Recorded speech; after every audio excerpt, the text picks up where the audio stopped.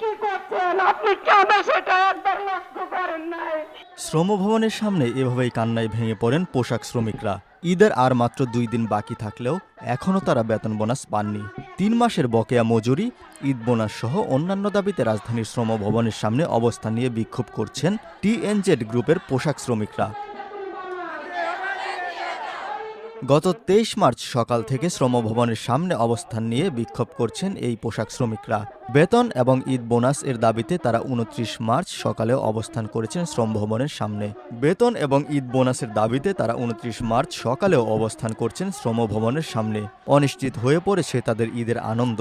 যদিও বলা হচ্ছে টিএনজেড গ্রুপের অ্যাপারেল ইকো লিমিটেড তাদের গাড়ি বিক্রি করে শ্রমিকদের বেতন ভাতা পরিশোধ করেছে। 27 মার্চ বৃহস্পতিবার সংবাদ সম্মেলনে শ্রম ও কর্মসংস্থান উপদেষ্টা ব্রিগেডিয়ার জেনারেল